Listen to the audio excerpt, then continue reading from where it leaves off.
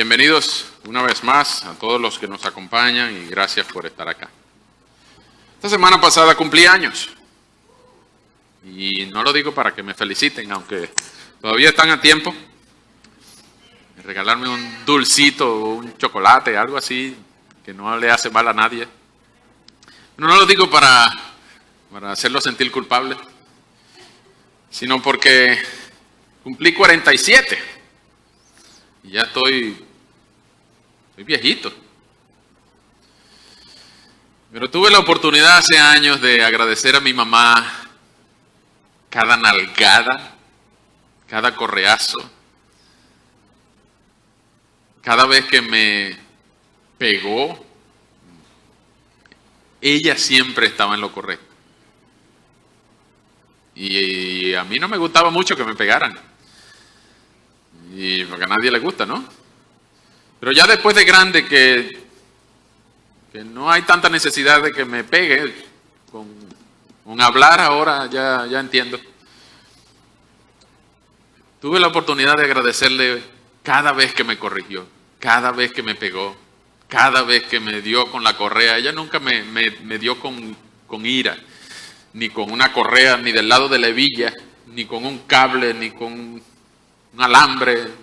Hay gente que le pegan con eso, pero ella me pegaba era con una, yo no sé si ustedes se acuerdan, los que tienen más de 40 años, se acuerdan que había unos zapatos que llamaban cebago, que traían unas trenzas, unos cueritos, y con ese cuerito, eso era como ver las puertas del infierno, cuando pasaban cerca y sonaba. Y eso tenía el poder de convencerte de dejar de hacer la travesura que tú estabas haciendo, sobre todo cuando en la mano de mamá era como un látigo que sonaba. Y mamá era flaquitica, 45 kilos. Todavía es, ahorita creo que pesa hasta 42. Pero ella tenía el poder de la autoridad, de la experiencia de que ella se había equivocado tantísimas veces y ahora ella, por amor, ella me corregía para que yo fuera un hombre de bien. Igual papá nunca me puso un dedo encima, pero con un solo grito hacía temblar las paredes del mismísimo infierno. Y ya desistía yo de hacer lo que quería hacer para hacer lo que él quería. Todavía están vivos y quiero honrarlos por la manera en que ellos me disciplinaron a mí y a mis otros 4 hermanos. Un hermano mayor, 3 hermanas menores. Y creo yo que la disciplina de papá y mamá nos ayudaron a entender lo que es el bien y el mal. A saber cómo debemos portarnos y cómo no. No solamente por las veces que nos castigaron, aunque a mí fue el que más me castigaron ahora que lo pienso, pero sino las veces que nos instruyeron. Y que por amor nos dijeron así no es, así es, la A se escribe así, con un rabito aquí, si no le pones el rabito aquí, entonces una O, la I tienes que ponerle el puntico, la U es así, y todas las letras, todos los números, todas las veces que papá y mamá nos instruyeron y nos corrigieron, la manera como nos disciplinaron a mí y a mis 4 hermanos, creo yo que nos hizo ser hombres y mujeres de bien. Ellos, papá y mamá, fueron utilizados por Dios para enseñarnos los principios morales que a Dios le agradan y nos ayudaron a entender cómo leer la Biblia, cómo entenderla, cómo aplicarla a nuestras vidas.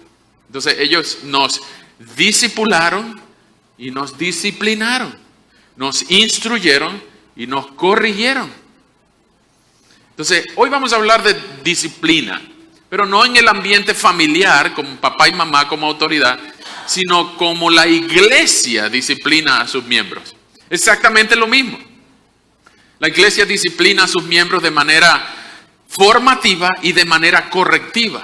No es con una chancla, como algunas madres usan su chancla o la correíta del cebago. Solamente, mucha gente entiende lo que es la disciplina como el ogro que ahí viene. No, pero la disciplina también es formativa. Muchas veces nosotros disfrutamos de la disciplina formativa, del lado discipular de la disciplina. Noten por favor que la disciplina y el discipulado tienen la misma raíz. Entonces, eso es muy importante que lo notemos, porque hoy en día hablar de disciplina es impopular. Es más, muchos de ustedes, si no ustedes mismos, muchos de ustedes conocen gente que ha sido heridos en su iglesia por un mal proceso disciplinario. Por un proceso disciplinario no hecho de acuerdo a la normativa bíblica. Y ustedes conocerán de gente que se portó mal o pecó o lo descubrieron en algo raro y lo sentaron en una silla roja enfrente para que todo el mundo lo viera por 6 meses. Y le quitaron todos los privilegios sin mediar palabra. Y solamente el pastor decía, siéntese ahí por 6 meses y cállese la boca. Ustedes conocerán gente que, no, es que estoy en disciplina. ¿Y por qué? Bueno, porque el pastor quiso ponerme en disciplina. Yo no sé por qué fue lo que hice, pero estoy en disciplina. Y es muy común que la gente sea puesta en disciplina por el pastor o por una persona unilateralmente. Tristemente eso es muy común hoy en día, cuando la Biblia menciona otra cosa, que ya vamos a ver más en detalle.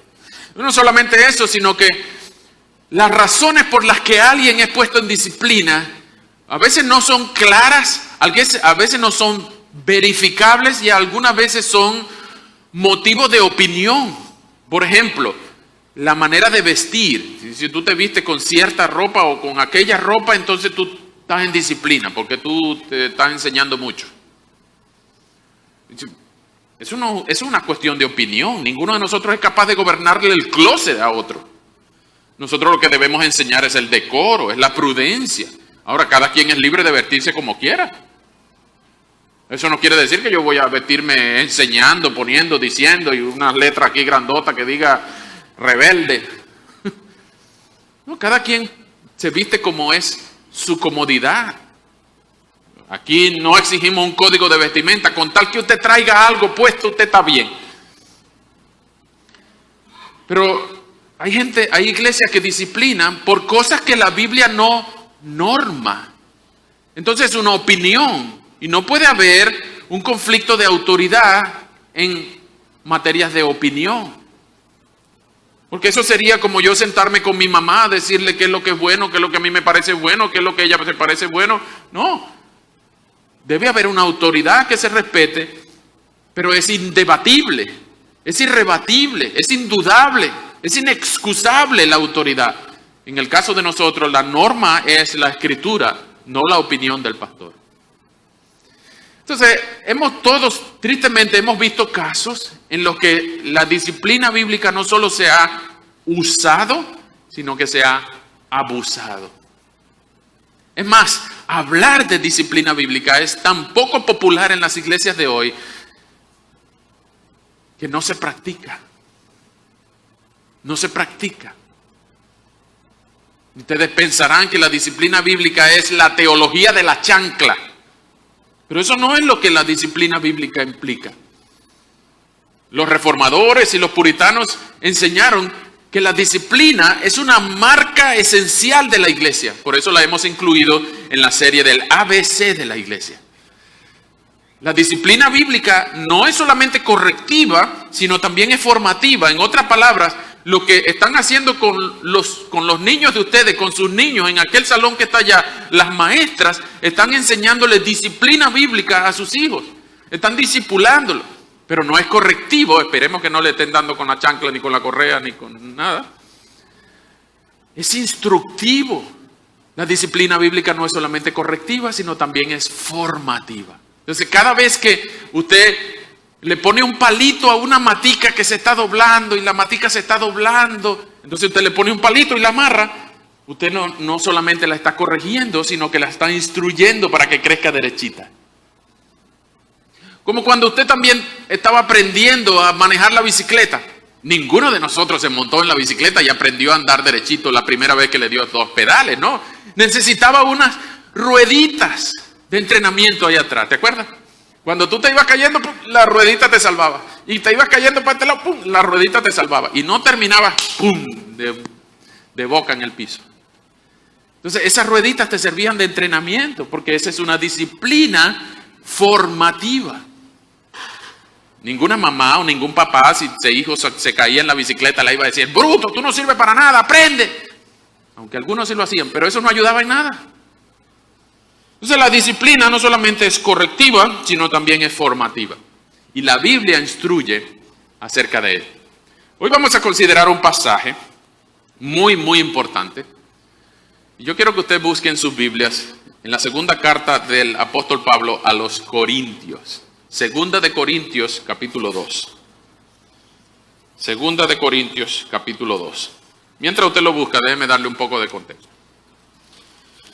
Pablo le escribió a la iglesia de Corinto 2 cartas. La primera es mucho más conflictiva, mucho más problemática, mucho más instructiva, solucionando, decía la semana pasada, solucionando casi que un problema por cada uno de los 16 capítulos. Y diferentes personas, diferentes capítulos se dedican a esta carta muy, muy, muy confrontativa.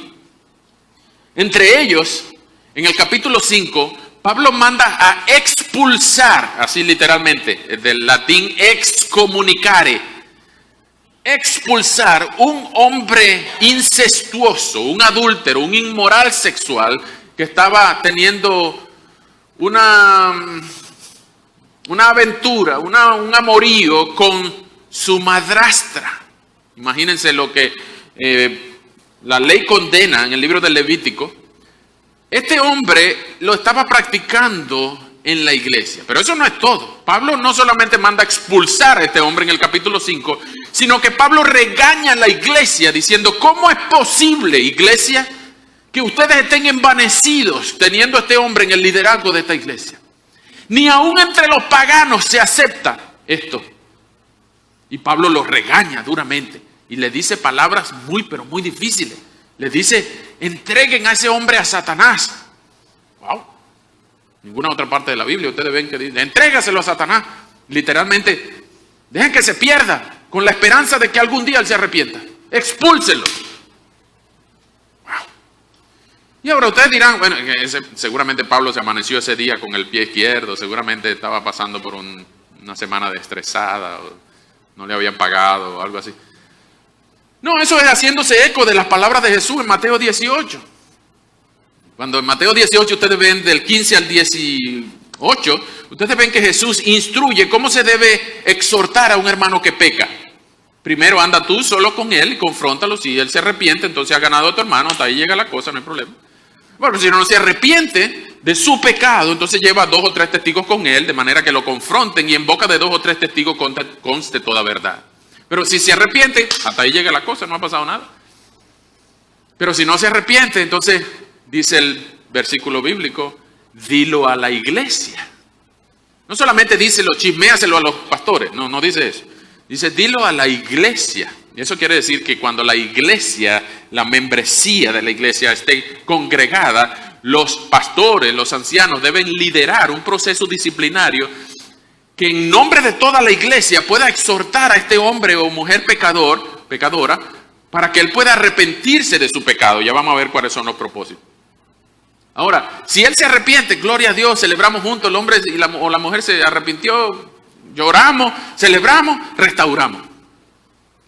Pero si no se arrepiente, no dice entrégalo a Satanás, pero dice tenlo por gentil y publicano. En otras palabras, considéralo un incrédulo. No quiere decir que no lo vas a aceptar cuando llegue al servicio. Quiere decir que tú no vas a pensar que es creyente. Tú no puedes dejarlo en la membresía de la iglesia. Síguelo recibiendo en el servicio, síguelo tratando como un incrédulo. No asumas que todo sigue normal. Hay una situación de pecado que no es tolerada en la iglesia. Aquí en la iglesia estamos compuestos de pecadores, sí. Aquí solo se aceptan pecadores, sí. Pero son pecadores redimidos que luchamos contra el pecado y no disfrutamos el pecado. Entonces, si alguien quiere disfrutar el pecado, entonces no puede ser miembro de esta iglesia ni de ninguna iglesia. Salvo aquellas iglesias liberales hoy en día que dicen all are welcome, todos son bienvenidos y ponen una banderita arcoíris como esta que está aquí al lado.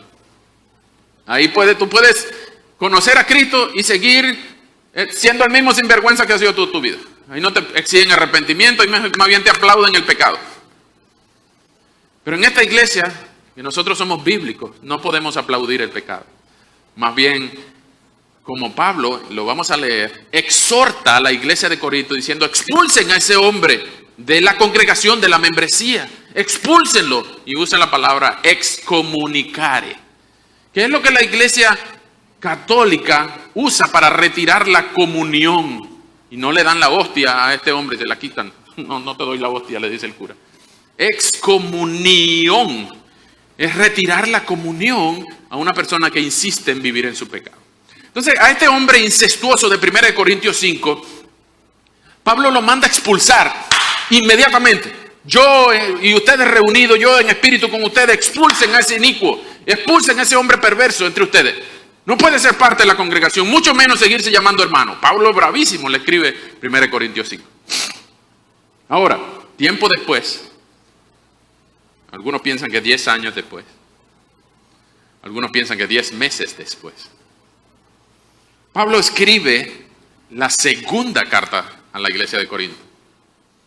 Y refiriéndose a este hombre en particular, él escribe lo siguiente. Vengan conmigo a 2 Corintios, capítulo 2.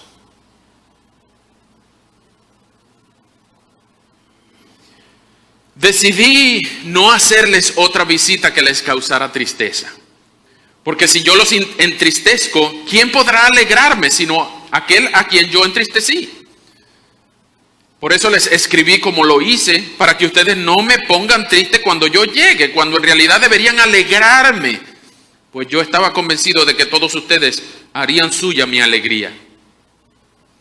Era tanto el dolor y la angustia de mi corazón que al escribirles lo hice con muchas lágrimas, pero no lo hice para entristecerlos, sino para que comprendieran el gran amor que les tengo. 2 Corintios capítulo 2, versículo 5. Pero si alguno me ha causado tristeza, no me la ha causado solo a mí, en cierto modo a ustedes todos, y espero no exagerar. El castigo que muchos de ustedes le impusieron a esa persona es suficiente. Ahora deben perdonarlo y consolarlo, pues de lo contrario podía consumirlo la tristeza. Por lo tanto, les ruego que confirmen su amor hacia él. También les escribí para comprobar la obediencia de ustedes en todo. Así que a quien ustedes perdonen, yo también lo perdono. Y lo perdono si es que hay algo que perdonar, por consideración a ustedes en la presencia de Cristo. No vaya a ser que Satanás se aproveche de nosotros, pues conocemos sus malignas intenciones. Vamos a orar. Señor, muchas gracias por tu palabra. Rogamos tu compañía, tu dirección, tu bendición en esta hora, al tratar este tema tan difícil. Rogamos que nos ayudes, que nos guíes a toda verdad y que nos enseñes los principios bíblicos para la disciplina formativa y correctiva. Oramos dando gracias y abandonándonos en tus brazos de amor. En el nombre de Jesús. Amén. Bien, la disciplina de la iglesia debe ser restauradora. Debe ser restauradora. ¿Por qué? Porque la iglesia es una embajada del cielo. La iglesia es un oasis de amor. La iglesia es el cuerpo del Cristo resucitado. Nosotros no debemos ser una trinchera desde donde asesinamos a nuestros propios soldados que vuelven de la guerra. No debemos estar apuntando nuestro fusil contra aquellos que se equivocan. Más bien deberíamos esperarlo con los brazos abiertos. Entonces, la disciplina de la iglesia debe ser restauradora. Tiene 5 propósitos la disciplina de la iglesia. Primero es para el arrepentimiento, la reconciliación y el crecimiento espiritual de cada individuo. Si hay una persona que insiste en pecar, la disciplina debe ser un motivo por el cual la persona se reconcilie y crezca espiritualmente. Segundo, la disciplina sirve para la instrucción en justicia de otros cristianos. De otros cristianos, como un ejemplo, como una advertencia para ellos. Tercero, la disciplina existe para la pureza de la iglesia como cuerpo. Para que entendamos que debemos vivir en santidad. El Señor nos exige, sean santos como yo soy santo. Cuarto, Existe para el bien de la comunidad, el testimonio corporativo de la iglesia a los no cristianos. Y quinto, y supremamente más importante, la disciplina bíblica existe para la gloria del Dios santo. Dios quiere tener un pueblo santo, no un pueblo sin vergüenza, un pueblo santo. Un pueblo que nosotros digamos, yo amo a Cristo y odio al pecado que lo clavó en la cruz. Yo amo a Cristo y quiero imitarlo a Él, no al mundo. Yo amo a Cristo y quiero servirle, no esclavizarme al pecado. Entonces por eso nosotros debemos disipularnos y disciplinarnos entre nosotros.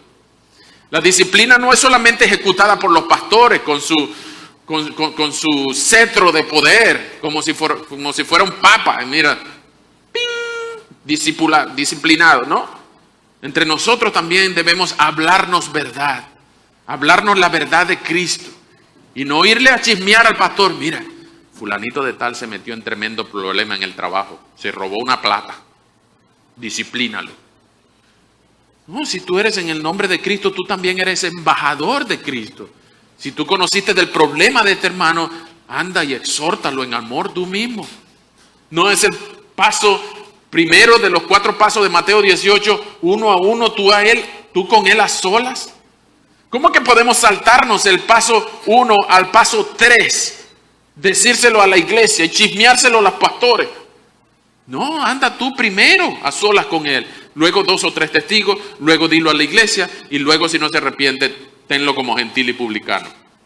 Mateo 18 es uno de los pasajes más ignorados, más pasados por alto en toda la Escritura. ¿Por qué? Porque nosotros no queremos confrontación, no queremos polémica, no queremos... Ay, ese hermano es tan buena gente que yo no quiero perder su amistad si yo lo confronto. Pero ¿de qué te vale tener una amistad que llamas hermano y no es santa? Hace días yo venía de viaje en un avión no me acuerdo dónde venía, creo que era de Atlanta que venía. Usted sabe que cuando uno se monta en el avión, apenas el avión empieza a moverse, empiezan las bocinas a decir, ponga su teléfono en modo avión, porque está en un avión. Para algo sirve el modo avión del teléfono. Entonces, cuando apenas el avión comienza a arreglarse para empezar a despegar, la aeromoza dice, ponga su teléfono en modo avión, ponga su teléfono en modo avión, porque ¿qué pasa si uno no pone el teléfono en modo avión? Bueno, se puede caer ese avión por la interferencia del celular con las ondas de radio, de la comunicación, del GPS del avión, del funcionamiento del avión. Si usted no pone su teléfono en modo avión, va a tumbar ese avión. Básicamente eso es lo que en otras palabras dice. Entonces yo veía que yo estaba en el pasillo, no sé por qué me compraron el pasillo, a mí me gusta en la ventana, pero me compraron un pasillo, pero de este lado estaba un señor roncando, estaba roncando ahí, pero de aquel lado estaba una señorita de esas que les gusta el Instagram, no puede estar sin revisar su Instagram, y yo estoy leyendo y noto que la señorita revisa y revisa su Instagram, y revisa y revisa y le da y le da y le da, y tú dirás, seguramente se conectó al Wi-Fi del avión, ¿no? Yo la veía que ella activaba y desactivaba su Wi-Fi, su red celular. Y no apagó y no puso en modo avión su teléfono. Ahora, usted está en esa situación, ¿qué debería usted hacer? Tú podrías decir, no es problema mío, ¿verdad? Este teléfono es de ella. Ella quiere revisar su Instagram, que revise su Instagram. Pero no es el avión de ella solo el que se va a caer. Es el avión donde tú también vas y donde todos los demás van y que están dependiendo de alguien que se está portando en contra de las normas. ¿Notan lo que estoy diciendo? ¿Qué pasa si el avión se cae por culpa de ella y tú no le dijiste nada, que era el que estaba al lado porque el otro estaba roncando? Otro día estaba yo echándole gasolina a la moto aquí en la estación de servicio en la avenida Connecticut. Yo estaba echándole gasolina y de repente llegó una señora a echar gasolina del otro lado de la máquina. Y la señora está echando su gasolina, se monta en su carro y enciende un cigarrote de esos que dan risa. Y prende su candela y prende su cigarro y como que me ve a mí y me dice, como que ella estuviera haciendo una tremenda gracia fumando en la estación de gasolina. Y yo pensé, ¿le digo o no le digo? ¿Será que ella no sabe que en una estación de gasolina no se debe fumar? ¿O será que yo soy fanático? ¿O será que yo soy miedoso? ¿Le digo o no le digo? ¿Qué hubiera hecho usted? Porque el que iba a explotar no es ella nada más. Iba a explotar toda la estación de gasolina con los dos encima. Y yo supe inmediatamente, si no le digo yo, aquí explotamos los dos juntos. Y le dije, señora, usted sabe dónde está, ¿verdad? Oh. Usted sabe que ellos lo que hacen es, y lo apagó rápidamente. Y se dio cuenta, ella ni cuenta se daba de que estaba echando gasolina y que íbamos a explotar toditos juntos. Pero en la vida normal, muchos de nosotros vemos el peligro y la equivocación y el pecado en la vida de otro y preferimos voltear y decir, ese es el problema de ella. Es más, si vamos acompañados de alguien de la mano, le decimos, cállate la boca, eso no es problema tuyo. ¿Le ha pasado? Preferimos voltear la mirada y no meternos en problemas, porque eso no es problema tuyo, ese es el problema de esa persona. Pero cuando nosotros somos miembros del mismo cuerpo, miembros de la misma iglesia, tu problema es mi problema. Mi problema es tu problema. La manera en que yo amo a Cristo es tu problema. Porque mi pecado puede tumbar tu mismo avión. Mi pecado puede explotar a toda la iglesia. Así que nosotros debemos vigilarnos amorosamente y no chismosamente. Vigilarnos amorosamente y exhortarnos en amor uno a uno, después con 2 o 3 testigos, después decirlo a la iglesia y después, si no funciona nada de esa autoridad, nada de la chancla de la iglesia funciona, entonces tenerlo como gentil y publicano.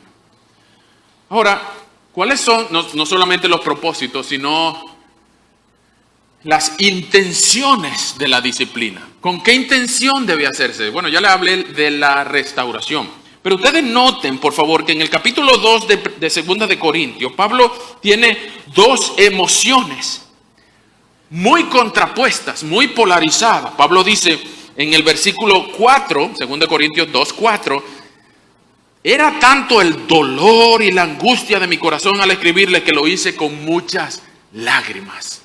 Wow, está triste el apóstol. Está triste porque este hombre estaba siendo consumido con mucha tristeza, según el versículo 7. Pablo escribe con muchas lágrimas. Mire, ni como esas cartas que usted escribe y le caen las lagrimotas, ¡pum!, así en el papel. Pablo está escribiendo con muchas lágrimas. ¿Pero por qué lo hace? Sigue el versículo 4 diciendo, pero no lo hice para entristecerlos, sino para que comprendieran el gran amor que les tengo. Cuando yo leí este versículo, Pablo dice que tiene mucha tristeza, pero tiene mucho amor. ¿Saben de quién me acordaba? Mi mamá. Porque cada vez que ella me iba a dar con ese cuerito del zapato, ella me decía, esto me va a doler más a mí que a ti. Yo no le creía en ese momento. ¿Cómo que me va a doler más a mí que a ti, mamá? Si a ti no es que te van a poner las nalgas rojas. ¿Cómo es eso? Que te va a doler más a mí que a ti. Pero a mamá no le alegraba pegarme. Jamás le alegró pegarme. Ella me pegaba para corregirme y para que yo fuera un hombre de bien. Y por eso se lo agradecí. Por eso pude agradecerle las veces que me pegó para corregirme porque me amaba. Y Pablo está diciendo eso mismo aquí. Yo tengo muchas lágrimas por ustedes. Porque ustedes están portándose mal. Pero al mismo tiempo entiendan el gran amor que les tengo. El gran amor que les tengo y por eso los corrijo. Por eso les estoy diciendo que ustedes se portaron mal al aceptar a este hombre en 1 Corintios 5, al ponerlo en el liderazgo. Se portaron mal incluso al aplaudirle su sinvergüenzura, pero se portaron bien al expulsarlo, al imponerle un castigo según el versículo 7. Ahora confírmenle su amor. Vean lo que dice el versículo 8. Confírmenle el amor que ustedes le tienen hacia él. ¿Se portó mal? Sí. ¿Horroroso? Sí. Pero se arrepintió. Ahora, ¿qué debe hacer la iglesia? Abrazarlo, perdonarlo, comprobarle su amor. Vean lo que el apóstol está diciendo, que son los motivos de la disciplina bíblica. Todo lo que hacemos es para presionarte a ti, para que te arrepientas de tu pecado y por el amor que te tenemos. No solamente por el amor que te tenemos, aquí nadie compite, aquí nadie envidia, aquí nosotros no somos los que competimos para ver quién da más gloria a Dios. Nosotros no competimos para eso. Damos gloria a Dios porque Él es santo y lo merece. Pero no lo hacemos por maldad. En Hebreos capítulo 12 dice que ninguna disciplina es motivo de gozo al recibirla. ¿A quién de nosotros le gusta recibir disciplina? ¿A quién le gusta que le manden un ticket de $100 cuando pasó la velocidad en la calle? ¿A quién le gusta que le den en la mano, que venga un policía y te corrija? A nadie le gusta eso. Pero dice el mismo Hebreos que todo eso produce fruto apacible de justicia. Todas las mamás y los papás que están aquí saben que al corregir a tu hijo tú les estás enseñando a ser un hombre de bien. Ninguna mamá le pega a su hijo para satisfacer su ira y su deseo de venganza, ¿cierto? Ningún papá le pega a su hijo para descargar lo que la mamá no le hace. Nosotros no le pegamos a nuestros hijos ni los regañamos por el mero hecho de descargar nuestro sed de justicia. No, es para enseñarle por amor lo que es bueno. Entonces la disciplina correctiva es minoría comparado con con la disciplina formativa. Y en las iglesias ustedes no disfrutan más comúnmente de la disciplina correctiva. Ustedes disfrutan es de la disciplina formativa. Esto mismo que yo estoy haciendo es formarlos a ustedes al decirles cómo se deben hacer las cosas. Las clases que reciben los niños, los grupos de discipulado, los grupos de oración. Cuando los hombres se levantan a las 5 de la mañana para orar, ellos están formando una disciplina, un hábito de amar a Cristo desde temprano para orar, para que Cristo sea lo primero en la mañana. Cuando las mujeres se reúnen los sábados a estudiar la palabra, es para animarse entre ellas y para formarse, disciplinas que forman el carácter. No es para dañarse, no es para golpearse con la Biblia unos a otros, no es para darse bibliazo para ver quién sabe más. No, la disciplina es formativa y también a veces es correctiva. Pero todo eso es por amor. Y vean lo que dice Pablo. Versículo 3, 2 Corintios 2, versículo 3. Por eso les escribí como lo hice, para que ustedes no me pongan triste cuando yo llegue, cuando en realidad deberían alegrarme, pues yo estoy convencido de que todos ustedes harían suya mi alegría. Mi alegría. Cuando una mamá, cuando un papá ve a su hijo obedecer sin necesidad de amenazarlo, a usted no le da como una alegría, como un gozo de saber, aprendió. No les da esa satisfacción de saber, ya aprendió, ya no hace falta la chancla, ya no hace falta la correíta, porque aprendió. Cuando las mamás ven a su hijo por el huequito de la puerta y el hijo en el cuarto solo, obedece sin que papá y mamá tengan que estar vigilándolo, mamá siente un fresquito y dice, aprendió. Ya no necesita que yo esté presente para hacer lo que es correcto. Y eso es formativo. Igual en la iglesia. Los pastores, los hermanos, la iglesia no va a estar pendiente de ti por el teléfono para ver qué estás haciendo tú. Y vigilándote desde una cámara. Ninguno de los pastores tiene la habilidad de vigilarte desde el cielo para saber con una mira telescópica si tú te estás portando bien o si estás pensando bien. Pero cuando Dios te forma a través de hermanos, de pastores de la misma iglesia, entonces Dios también dice, este es mi hijo amado. Lo contrario sería que Dios dice, qué vergüenza de hijo tengo. Él no te retira su gracia, pero no te bendice cada vez que tú decides vivir en el pecado. Ahora, cuando tú haces lo que es correcto y más nadie te está viendo, Dios dice, este es mi hijo amado. Entonces yo, con esta reflexión de la disciplina, lo que queremos es que no andemos temiendo el coco a alguien, policía que te venga y te regañe cada vez que tú peques. No, sino que entre nosotros podamos temer a Dios y no cometer pecado, ni siquiera cuando estemos solos.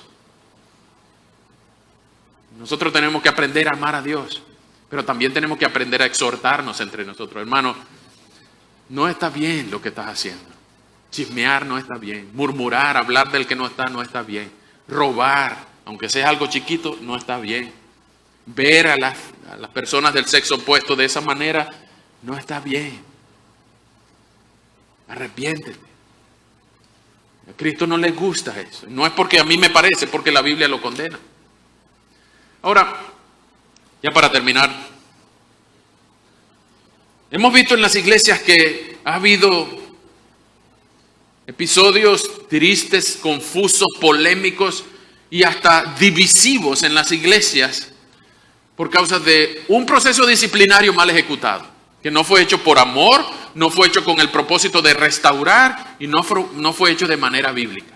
Todos nosotros conocemos algún caso. Todos, sin excepción. No, es que él en su iglesia lo pusieron, y conozco casos que pusieron en disciplina, lo expulsaron de la iglesia porque estaba usando gel para el cabello. O porque se dejó el candadito aquí, un muchacho que se dejó el candadito, estaba provocando a las mujeres de la iglesia, según los pastores.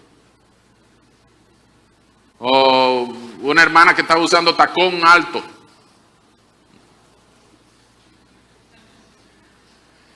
Yo he visto un montón de cosas locas, por decir lo mínimo. Pero también he visto casos donde un grupo de hermanas corrigen a una señorita en una actitud. Y la señorita se arrepintió. Y hasta ahí llegó la situación. No ha pasado nada. Seguimos siendo hermanas. Y funcionó la disciplina bíblica en el segundo paso. He conocido muchos en el primer caso. Un poco menos en el segundo paso. He sido testigo de algunos en el tercer paso. Y muchos menos en el cuarto paso. He visto algunas excomulgaciones. En nuestra iglesia hemos tenido que excomulgar personas por el pecado de la inasistencia, que la Biblia condena en Hebreos 10:25. Hemos tenido que exhortar a personas con inmoralidad sexual. Hemos tenido que intervenir en casos de parejas que quieren divorciarse. El divorcio es un pecado. El aborto es un pecado. Hemos tenido que intervenir en algunas situaciones de pecado escandaloso y público. Y esas son las tres cosas por las que un pecado debe ser atendido por la iglesia. Primero, que sea verificable. No es una opinión, es verificable. Mira que este muchacho es un borracho. Y los viernes en la tarde está tirado en una esquina en la calle tal. Permanentemente se puede verificar que este muchacho es un borracho.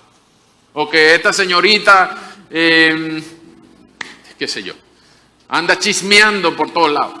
Y tenemos varias personas que la han confrontado y ella no se quiere arrepentir. Ella dice que no, que eso era jugando. O, usted sabe a lo que me estoy refiriendo. Son pecados verificables, no es tu opinión. Es que la Biblia condena algo y esa persona tiene un patrón de conducta que se puede verificar. Segundo, tienen que ser pecados significativos. ¿Qué son pecados significativos? Preste atención, porque lo que no estoy diciendo es que hay un nivel de condena de pecado. No, todos los pecados merecen la muerte. Bien sea una mentirita blanca o un genocidio. Todos los pecados merecen la muerte, según Romanos 3:23. Ahora, lo que nosotros no podemos hacer es pensar que todos los pecados merecen la misma condena pública. Por ejemplo, el hermano fulano se comió el helado en su casa y no le dio a nadie. Entonces la esposa viene y lo trae diciendo: expulsen a ese hombre que no nos dio nada de helado. No vamos a expulsar a nadie porque se comió todo el helado, aunque no deberían comerse todo el helado, ¿ok? Pero si es un patrón de envidia, si es un patrón de sinvergüenzura. Es algo significativo que robó un banco, cometió un fraude fiscal contra el IRS, se agarró un dinero de la compañía y él anda diciendo en la compañía que él es miembro de la iglesia Sublime Gracia. Nosotros tenemos que confrontar eso porque es un pecado escandaloso, es significativamente grave comparado con haberse comido el helado en la nevera solo y no le dio a nadie. ¿Me estoy dando a entender? O sea, no fue que yo lo vi que estaba deseando un carro nuevo.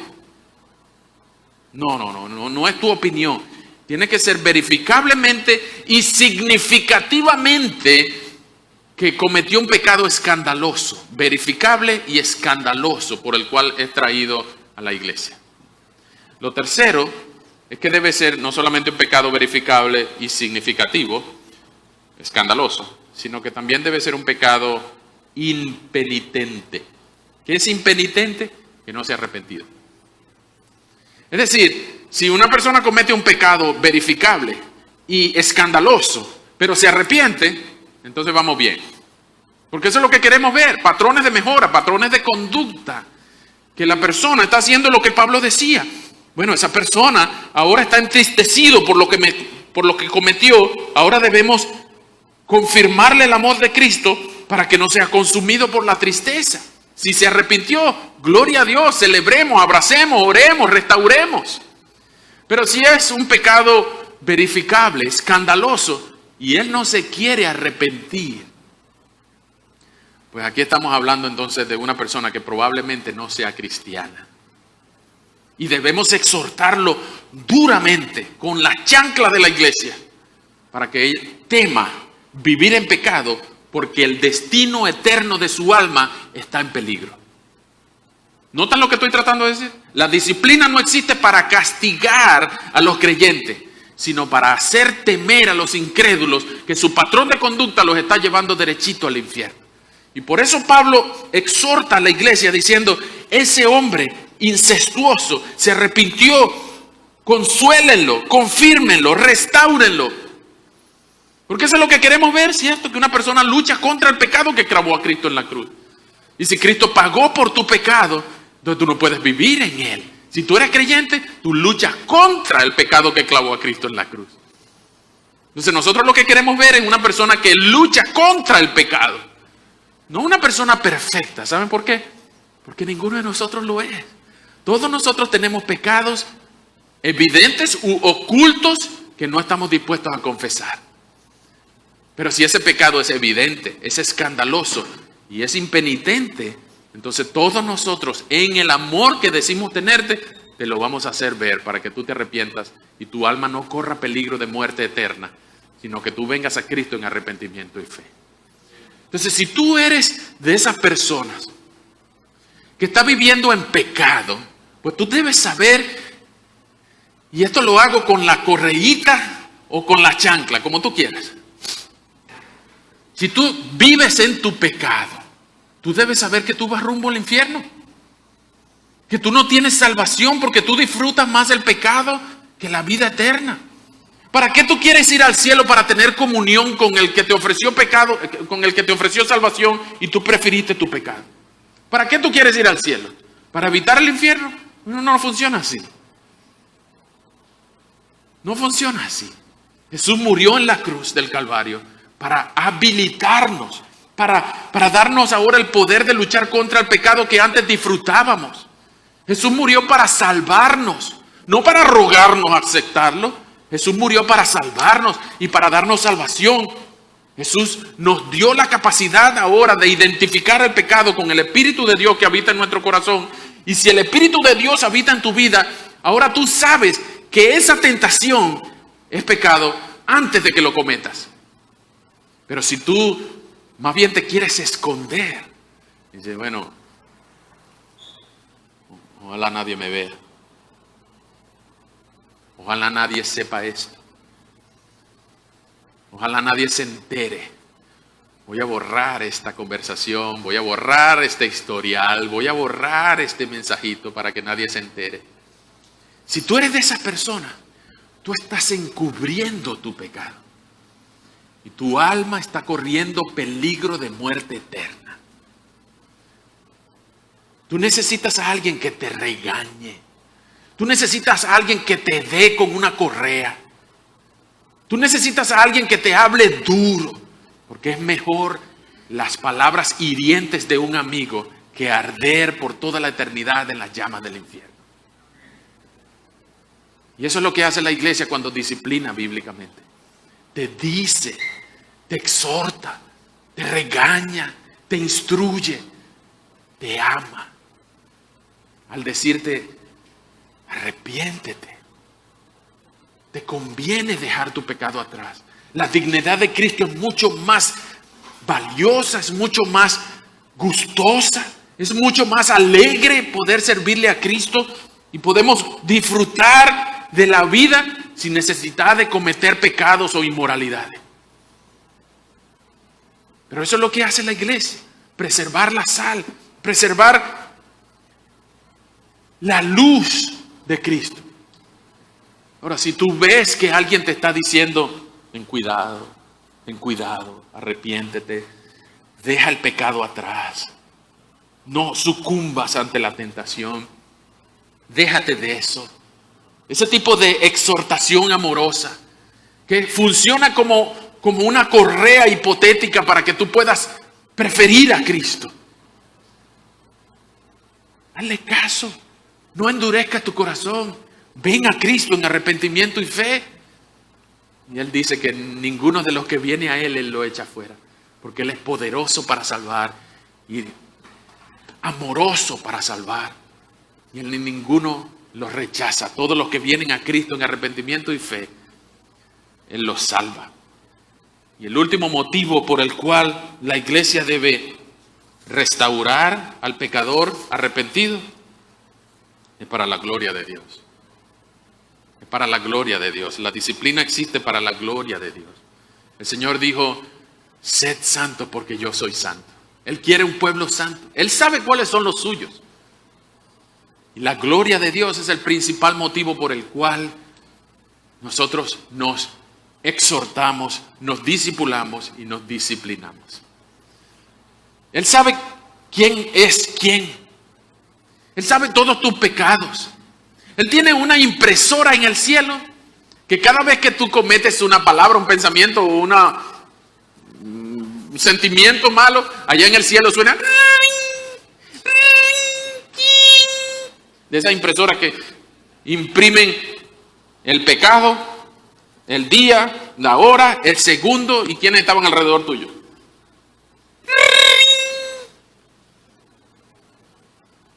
Y algunos expedientes son de este tamaño. Yo no sé si el tuyo, pero el mío así era. Y Dios lo tenía registrado con día, hora, minuto y segundo. Nombre del pecado y quién estaba alrededor mío y contra quién pequé. Lo que estaba sintiendo, lo que estaba pensando y lo que estaba diciendo. Así era el expediente mío, de este color. Pero ¿saben qué? Hubo alguien que me exhortó una vez, no solamente mi mamá, no solamente mi papá, no solamente mi esposa, no solamente mis hijos, sino hermanos muy amados que me dijeron, eso no está bien, eso ofende a Cristo. Eso denigra el poder de la sangre que se pagó por ti. Eso minimiza el efecto de la salvación que con la que el Señor te rescató. Eso deja mucho que ver la santidad con la que el Señor te quiere ver viviendo. Pero ese expediente gruesote de pecados, tanto mío como tuyo, si eres creyente, Colosenses dice que fue blanqueado en la cruz. Toda esa impresión de ese expediente fue blanqueado en la cruz. Toda el acta de decretos que era contraria, Jesús la clavó a los pies de la cruz y expuso a sus enemigos diciendo, he vencido. He vencido. Y todos mis pecados fueron pagados por Cristo en la cruz. No solamente los que cometí antes del 8 de noviembre de 1986, sino los que cometí entre el 8 de noviembre de 1986 y esta mañana. Y también fueron blanqueados los que cometeré mañana y pasado mañana, el mes que viene, y hasta que Cristo me llame a su presencia y me quite la capacidad de volverle a ofender con un pecado. Si Dios también te ha pagado todos tus pecados pasados, presentes y futuros, ¿no deberías tú vivir en santidad? ¿No deberías tú buscar que esa impresora chille menos? ¿No deberías tú luchar contra el pecado que clavó a tu Señor en la cruz? ¿No deberías tú exhortarte a ti mismo y exhortar a otros para vivir en santidad juntos de la mano y decir, gracias Señor, gracias? La disciplina bíblica existe para ayudarnos entre nosotros a obedecer a Cristo, a vivir con la manera de Cristo y para obedecer a Dios juntos de la mano. Ahora, hermanos, ¿a quién estás ayudando tú a vivir en santidad? Tú dirás, pues a nadie, porque yo más bien necesito que me ayude. Pues si tú eres uno de los que necesita ayuda, pues busca otros alrededor de ti que te vigilen. Y tú puedes decirle, hermana, hermano, yo tengo un hueco en la armadura de este lado, más o menos de este ladito, yo soy débil. En esta parte de la armadura está débil la armadura. Tú por favor puedes ponerte aquí, cuando estemos peleando, ponte de este lado. Yo echo puño por este lado, pero echa tu puño por este lado, porque si a mí me hieren aquí, a mí me matan. Entonces por favor cuídame este hombro, ¿está bien? Y él te va a decir, justamente yo necesito ayuda de este lado. Entonces yo me pongo al lado tuyo y tú te pones al lado mío y así nos protegemos. Busca a alguien que te cuide. Busca a alguien con el que tú puedas agarrarte de la mano y decir, si tú me cuidas, yo te cuido. Si tú dejas de cuidarme, yo voy a seguir cuidándote. Y si tú no quieres que yo te cuide, yo voy a seguir cuidándote. Y lo hago por amor a ti, por amor a la comunidad, por amor a nuestra iglesia y por amor a Dios. Yo voy a seguir cuidándote. Todos los miembros de esta iglesia tenemos el compromiso de cuidarnos, de disfrutar la vida cristiana juntos, de ayudarnos, de exhortarnos en amor, de confirmar, como dice Pablo en el versículo 8, confirmar el amor de Cristo hacia los demás. ¿Tú quieres ser miembro de esta iglesia? Tú te comprometes a no defenderte cuando alguien te exhorta un pecado evidente, escandaloso y impenitente. Todos nosotros, los miembros de esta iglesia, lo que hacemos es dar gracias cuando alguien nos exhorta. Cuando alguien me critica algún pecado evidente, escandaloso e impenitente, yo no voy a decir, me descubrieron. No, yo voy a decir, gracias por ayudarme a luchar contra el pecado que clavó a Cristo en la cruz. Gracias. Ninguno de nosotros va a dejar de arrepentirse, porque precisamente eso es lo que marca a un cristiano, que lucha contra el pecado, no que disfruta el pecado, sino que ama a Cristo y puede dejar cualquier pecado por Cristo, porque Cristo es más digno que cualquier pecado, es más dulce, es más atractivo, es más valioso que cualquier pecado. Y si tengo que dejar la gloria de los reinos de la tierra por perseguir los pies de Cristo, lo haré con gusto, porque eso es lo que hace un cristiano.